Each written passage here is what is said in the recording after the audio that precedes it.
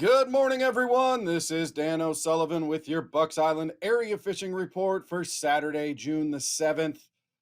Hey, we're going to be joined by our usual crowd talking fishing here in Alabama. We're going to be joined by Tom, Lee, Gentry, and Tracy to talk fishing all over the state, all the different bodies of water that you might go to. We'll be right back with what the guys have to say.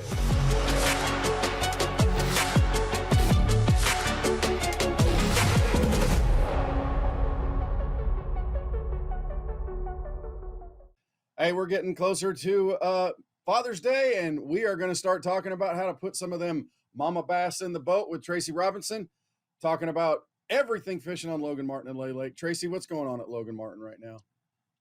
A lot of activity at Logan Martin. This is a big week, big tournament down there today, Saturday. It's a Benton tournament. It's the annual Benton tournament, Benton dealership. So a lot of boats in that tournament, a lot of boats on the water all week long too. I'm seeing a lot of people catching both largemouth and spotted bass this week. The lake's kind of calmed down from all the floods and is actually just almost perfect conditions for the spotted bass. They're kind of sitting a little bit in the current and a little bit in the eddies, but definitely in the I'm gonna call it easy to catch places. Um, Plastic seems to be doing the best. Small shaky head type worms in those currents. That's kind of what worked for me. But there's other baits you can catch them on some jigs. But those spots are set up. The key point is they're set up where they're supposed to be right now. So those spots up the lake, I'm gonna say mid up the river where there's still a decent amount of current. That's kind of the key areas for the spotted bass, and anywhere from 2 to a 3.5 pound average you can have on those spots. A lot of cooler water with the rains. Haven't had excessive high temperatures either, so a lot of the largemouth are still being caught up shallow. They're still around the docks, chatterbaits, crankbaits bouncing off the pier posts, and then the grass bite. Not a ton of grass, but there's enough grass to say that you can get bit with the grass. The buzz baits, swim jigs, your grass type baits for largemouth as well. Seeing a lot of guys out there still trying to catch crappie, but I'm not seeing them catching a lot down there at Logan. Yeah, I think it's getting a little bit too hot for that kind of stuff right now. The crappie bite's probably going to start slowing down. That brim bite should be going. I bet you if people wanted to go look for that, they could probably find those in the pockets. All right, Lay Oh Lake, what's yeah. going on there? Lay Lake, I always talk shallot lay, so that's kind of still the deal there. The swim jig and the top water around the grass, tons of grass there, tons of shallow water, a lot of backwaters.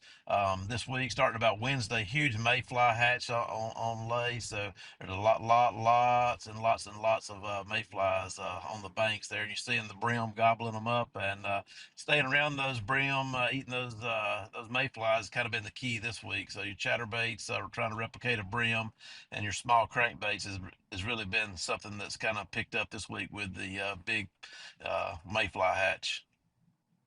Isn't that the time of year that you really want to pick up that popper? I like my Ricos that time of the Oh year. yeah, I like to really kind of bloop, bloop, bloop. Those are fun. oh yeah, oh yeah, oh yeah. But that's definitely going on this week, and the brim are jumping in the boat if you're wanting to brim fish this week. Tracy, as always, brother, we appreciate all the insights. So much fun to hear what you have to say.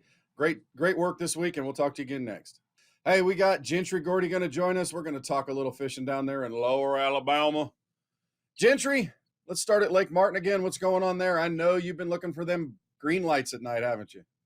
Yeah, Dano. It's just the time of year where if I go to Martin, I go at night. I'll hit the last couple of hours during the day, but it really picks up at night when the green lights come on. And even, we've talked about it before. I try to find some of the old school dock lights that hang above the docks because that draws in your bugs and your brims. And you get your bigger largemouth off of those. Your green lights are more shad, spotted bass, and there's spots on the old ones and largemouth on the green ones. But for me, it's still a crankbait and a black and blue jig around those dock lights at night. Later in the afternoons before it gets dark, a lot of those little cuts like around Blue Creek and stuff like that that's got some log jams, still catching a pretty good amount of fish on a frog. But like I said, it's the last hour, in some of those log jams. Okay. Are you seeing anything on the brush piles out there? Any of those trash piles, as you call them? Yeah, no, they're there. A lot of your smaller spotted bass are hanging around out there. And like I said, when I go up there, I'll hit a couple of them and catch a couple fish, but I'm moving towards the shallow top water bite and then the dock lights. Okay. All right. Jordan Lake, what's going on there? I know that current's still going through there. Is that having any effect on that fishing? Yeah. The upriver's picked up a lot. I think after the shad spawn, you're starting to see a lot of those. I'm not going to say tiny fry from the shad, but the shad just seems. I don't know if the bigger shad are eating the small shad, but you see a lot of activity. And you'll see them come up schooling, but it's not like you would think. It's hit or miss. You know what I mean? It's you might catch one or two, but up the river, the ball jig and the current breaks is still getting bit good. Your swim baits and stuff like that, and your forward facing sonar. But you can the cooser you can throw a swim jig all day long on Jordan and get bit, but punching some of that thicker grass has got a couple of bites and looking for the brim beds and the mayfly hatch. What are you seeing out of the brim? Is it mealworms? Is it red worms? Or are people using little jigs and stuff like crappie jigs? Or what is it best to go with the live bait? Yeah, I mean, to me, it's hard to beat a cricket. But if you can get a mayfly sticking on your hook, you'd absolutely catch it. But they're up there, and especially if you can find those mayflies around where the brim beds are, it's insane. Gentry, as always, brother, we appreciate everything, and we'll talk to you again next week, my friend.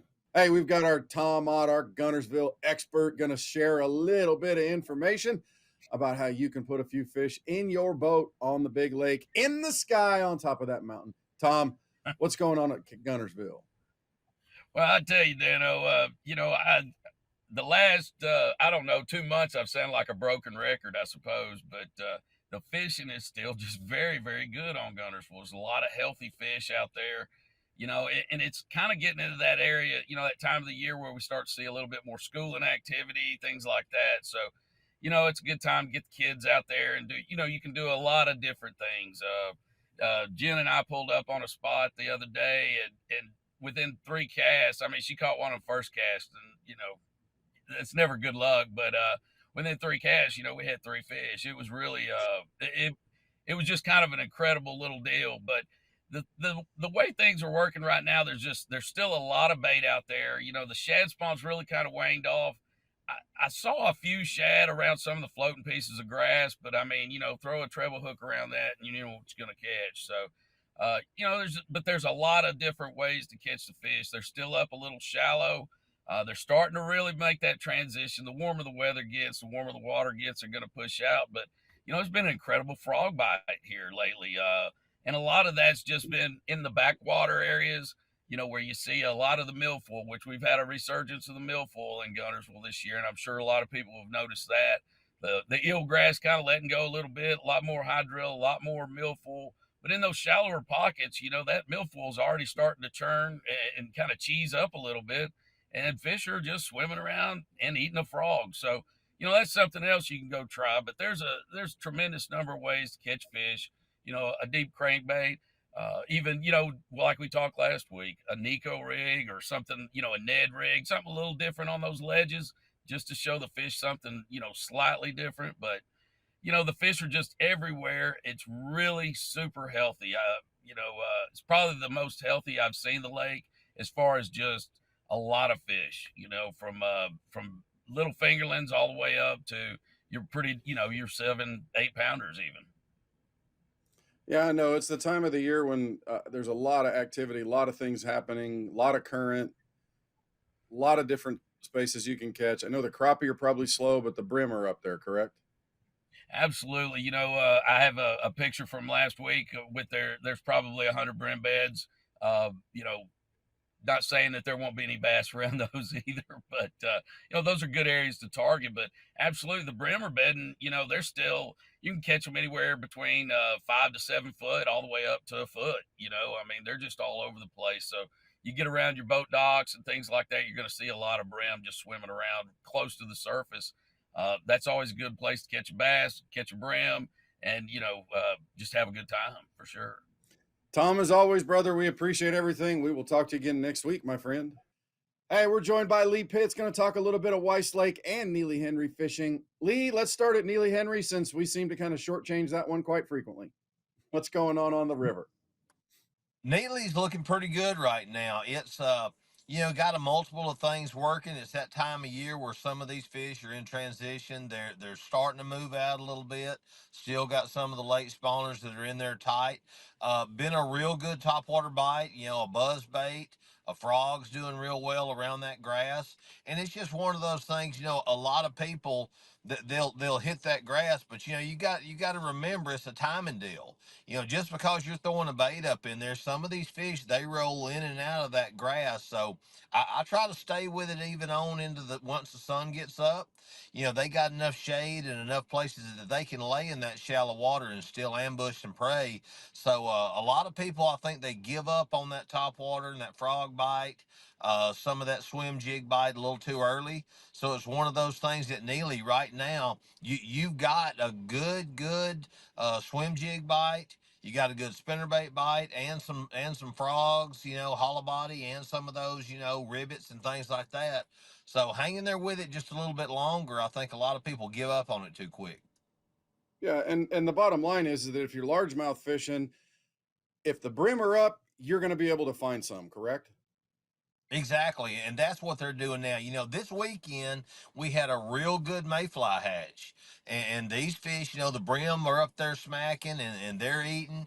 When you see those ducks up there picking at the limbs and birds in there, and all those mayflies are going crazy, hang in there in that knee deep water a little bit longer, even if the sun's up. They're in there feeding on those bluegill too. All right, so let's go to Weiss Lake. Tell me what's going on up there. Weiss fished real good this last weekend, and I had some trips. I had 2 bass trips this week, and we caught them.